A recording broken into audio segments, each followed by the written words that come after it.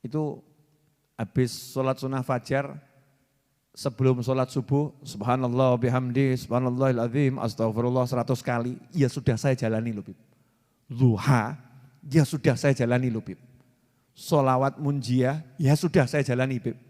Yasin 41 kali, ya sudah saya jalani Bib. Tapi kok uripku kayak gini yo Bib ya. Hidup saya kok masih begini-begini saja. Cari duit kok masih susah. Protes sama Allah Subhanahu wa ta'ala dan mengatakan saya ini kurang apa?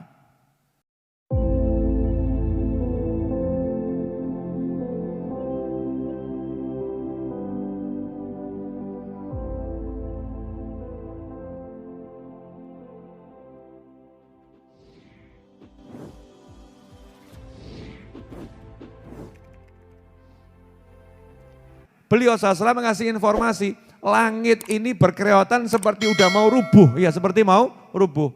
Kenapa seperti itu? Wahuqqalah antaid.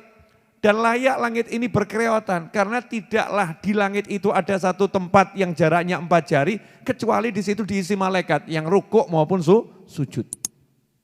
Nah itu malaikatnya katanya yang rukuk dari mulai diciptakan.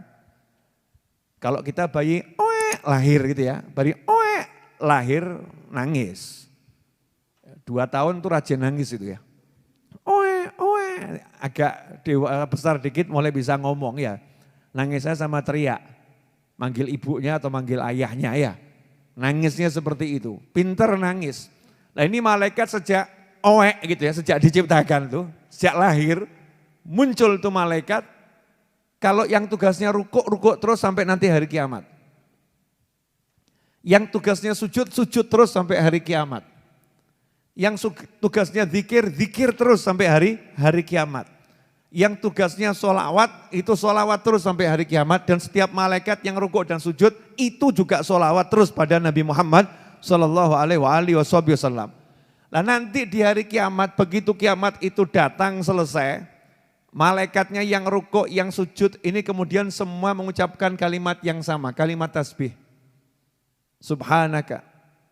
Ma'abadnaka haqqa ibadatik. Maha suci engkau ya Allah. Sungguh kami ini semua belum beribadah kepadamu dengan benar. Kami semua belum beribadah kepadamu dengan sungguh-sungguh. Nah dari lahir sujud katanya belum ibadah katanya. Dari lahir rukuk katanya belum ibadah. Lawang kita ini sholat 5 waktu enggak beres.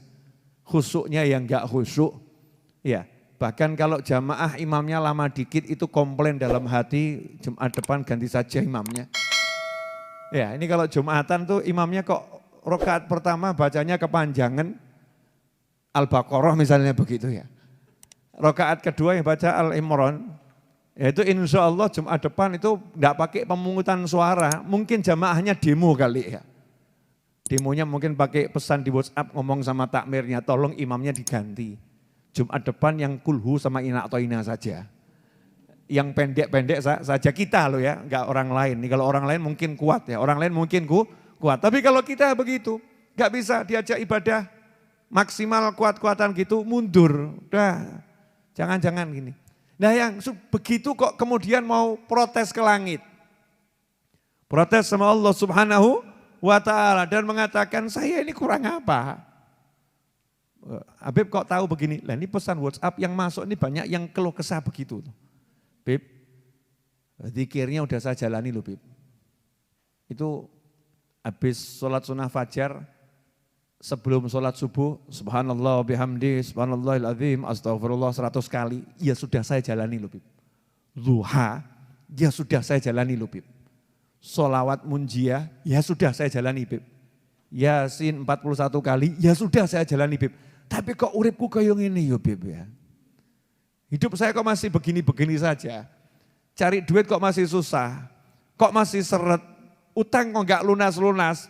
Jadi seakan-akan mau nuntut Allah gitu loh. Aku wes loh ya. Aku sudah. Kok masih dibeginikan? Naudzubillah min dzalik. Nah ini yang perlu diperhatikan, yang namanya hidup susah cari duit. Itu bagian daripada ujian dan juga bagian daripada nikmat dari Allah Ta'ala. Nah ini yang nonton di rumah sama yang hadir di sini teman-teman khusus ini ya. mungkin batin. Cari duit susah kok nikmat tuh gimana tuh Bib? Nikmatnya di mana? Nikmatnya di mana? Karena ada dosa itu yang tidak bisa dihapuskan kecuali dengan susah cari duit. Pilih mana? Susah cari duit tapi enggak masuk neraka atau gampang cari duit masuk neraka? Mikir sih. Mesti jawabannya gampang cari duit masuk surga. Akeh tunggali. Ya, semua orang ngomong begitu. Tapi manusia itu akan mengalami. Person yang satu, person yang lain, pribadi yang satu, pribadi yang lain. Dalam kehidupan ini akan mengalami yang namanya, ya tadi itu ganjalan. Nah urusannya kalau pas lagi duitnya banyak, hidupnya seneng lali. Gaspol, Masya Allah. Gaspolnya apa? Gaspol makan-makan, jajan-jajan, kuliner, gaspol. Begitu duitnya habis, gaspol. Ya gaspolnya apa? Utangi. Utangnya gaspol. Begitu gak bisa bayar, disuruh ngegaspol ibadahnya, ngomong, loh saya udah kok baca sholawat. Kamu ibadahmu yang kenceng. Kenceng bener terus, istiqomah. Sampai nanti dibuka, namanya orang ngetuk tuh ya jangan ngemes sama Allah kok. Fakir ilallah, iyakunu fuqara, kalau mereka betul-betul bisa fakir sama Allah, butuh sama Allah, yughnihumullah min fadlih. Allah akan menjadikan mereka berkecukupan dari sisi kemurahannya Allah. Modalnya mau tok tok tok tok tok tok tok tok tok tok tok tok tok tok tok tok tok tok tok ngetuk terus tok tok tok tok. Namanya ngetuk kalau butuh tuh ya gak mandek, betul enggak? Orang butuh gitu ya. Butuh pertolongan. Istrinya mau melahirkan misal. Di desa bidannya ya cuman satu itu. Jam 2 malam.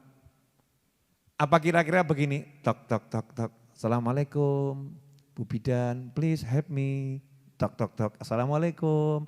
Terus ngomong sama istrinya, turu, tidur, udah jangan diganggu, silahkan kamu berjuang sendiri, gitu. Ya bisa dipecat sama istrinya. Ya bisa dipecat sama istrinya. Tapi ini kalau suami yang betul-betul butuh, tahu istrinya mau melahirkan, satu-satunya bidan ya yang ada cuman ya bidan yang satu itu. Diketok itu 10 kali nggak buka, mungkin didobrak loh itu ya. Tapi jangan praktek. Brok, mungkin brok. Ya, dianggap rampok sekarepmu. Ya marah ya karepmu, yang penting bangun dulu. Yang penting bangun. Lah pertanyaannya kita ini udah dobrak pintu langit belum? Ngetuk pintu langit dulu. Sampai langit yang pertama malaikatnya itu dengar. Malaikatnya nyampaikan ke langit yang kedua dengar nyampaikan langit ketiga sampai langit yang ketujuh. Sehingga seluruh penghuni langit itu paham, ini orang butuh betul. Ini orang butuh betul. Enggak, kita enggak melakukan itu. Yang kita lakukan seluruh penghuni dunia paham kalau kita ini butuh. Paham maksudnya enggak? Share temannya, aku melarat, aku sekarang bangkrut, aku sekarang jatuh miskin. Aku sekarang dipecat, aku ditunjukkan ke semua orang. Ya, bahkan wajahnya dimelas-melaskan. Wajahnya dimelas-melaskan, ditunjukkan ujiannya. Yang diberikan Allah ditunjukkan ke semua orang ya, ke semua orang. Tapi enggak menunjukkan hatinya butuh sama Allah ke langit ini ya, ke malaikat. Ke langit itu bukan berarti Allah tinggal di langit ya, bukan gitu ya. Maha suci Allah dari tinggal di suatu tempat. Tapi langit ini kan tempat tinggalnya orang-orang mulia. Malaikat-malaikat mulia tinggalnya di langit. Arwah kaum solihin ya tempatnya di langit. Anbiya wal mursalin ya di langit. Karunia itu turun dari langit ke bumi. Ya nanti ada juga yang dimunculkan dari bumi keluar ya ke permukaan, ada yang seperti itu. Tapi rahmat kan turun dari langit. Barokah itu banyak yang turun dari langit. Lah kita sudah ngetoknya beneran belum? Cek. Ya coba dicek, sudah atau belum kita ngetoknya seperti itu. Nah kalau kita ngetoknya seperti itu, ya insya Allah ya pertolongan Allah itu qarib, deket dan cepat. Ya deket dan cepat. Masalahnya enggak begitu. Masalahnya kita udah mengatakan aku enggak layak diperlakukan seperti ini. Kurang apa aku? Seperti yang saya sampaikan di Masjid Raya Bintaro Jaya hari Ahad yang lalu. Kajian Ba'dal Maghrib. Ya di Tangerang Selatan.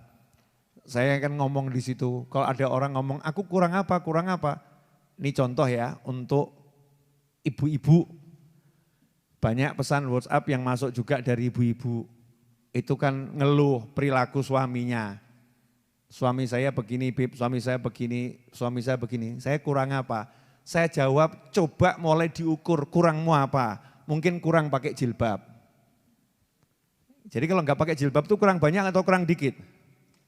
Kurang banyak, karena buka aurat kepada yang bukan mahramnya itu haram, nggak boleh. Wajib tutup aurat kepada ajnabiyah, ya kepada ajnabiyah. Harus tutup aurat, kecuali pada suaminya. Ya, sama anaknya, sama kakak kandungnya, sama adik kandungnya. Boleh nggak pakai jilbab. Tapi kalau keluar, ya pakai jilbabnya, tutup auratnya. Alhamdulillah kita ini diajari tim COVID-19 kan kita nurut, betul ya? Betul enggak? Nurut karena khawatir nanti kita kena penyakit dan bisa nularkan penyakit. Kita suruh pakai masker, kita nurut. Jaga jarak, kita nurut. Cuci tangan yang rajin, kita nurut. Ya. Nah ini disuruh sama Allah Ta'ala tutup aurat. Nurut atau ngeyel? Yang nurut, yang ngeyel. Lah kita ini yang ngeyel masih nanya, aku kurang apa? Cek pelanggaran-pelanggaran yang kita lakukan pada Allah ini berapa banyak? Ya berapa banyak? Kalau sudah dicek, kurangnya ini ternyata udah diperbaiki. Kok masih susah? Masih banyak masalah, absyir, kabar gembira. Berarti jenengan mirip Nabi, mirip Rasul. Mirip Nabi, mirip Rasul. Tinggal niru, oh Nabi dan Rasul gak ada yang gersuloh. Gak ada yang keluh kesah. Semuanya disampaikan pada Allah Subhanahu wa ta'ala. Ikhwani rahimakumullah, fa inna ma'al uzri yusran. Kalau ada kesulitan, itu pasti ada kemudahan.